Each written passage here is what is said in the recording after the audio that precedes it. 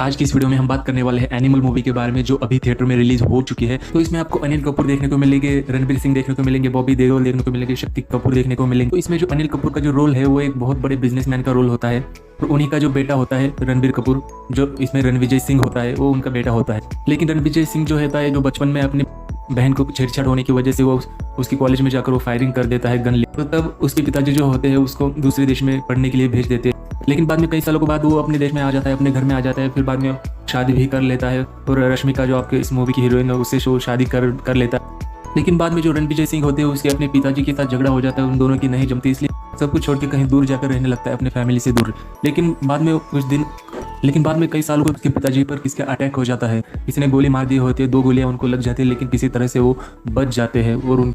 जान बच जाती है। गोली लगने के बाद तब फिर रणविजय सिंह अपने पिताजी को देखने के लिए अपने घर आ जाता है कई सालों बाद। और फिर बाद में यहाँ तक, और फिर उसके बाद जो होता है रणविजय सिंह जो अपने पिताजी को जिसने भी मारा है, इतने बड़े बिजनेसमैन को किसी ने मार दिया है, बहुत सीरियस बात है, ऐसा सभी को कहता है, लेकिन किसी को भी कुछ भी पता नहीं होता, क्योंकि उसी का ही जीजाजी जो होता है इस सब में शामिल होता है। इसलिए वो रणविजय सिंह जो होता है अपनी अलग ही लोगों की, पंजाबी जो लोग होते हैं, भाई होते हैं, उनके साथ मिलकर एक टीम बनाता है, और जिसने भी मारा है उस ढूंढने का वो लोग काम शुरू कर देते हैं। और उस पहले तो उनके पिताजी जैसा दिखने वाला एक उनके जैसा इंसान वो तैयार कर लेते हैं, और उसकी भी मौत हो जाती है, जैसे ही वो बाहर निकलता है उसको भी गोलियों से मार दिया जाता है। लेकिन उसमें एक बाद में एक बहुत बड़ी मशीन गन वो लोग खरीद लेते हैं, और वो मशीन गन का इस्तेमाल भी कर लेते हैं। बहुत सारे लोग टायर के साथ उनके ऊपर मारने के लिए आ जाते हैं, तभी वो मशीन गन का इस्तेमाल कर देता है, और उसको भी तभी बहुत सारी गोलियां भी उसको लग जाती है उसके हार्ट के करीब, और उसके मशीन गन का इस्तेमाल करने की वजह से उसके कान भी काम करना बंद कर देते हैं। लेकिन वो के लिए आया होता है उस सभी को वो मार देता है रणविजय। लेकिन उसके बाद रणविजय सिंह की जो सिचुएशन होती है बहुत ही खराब होती है, उसके हार्ट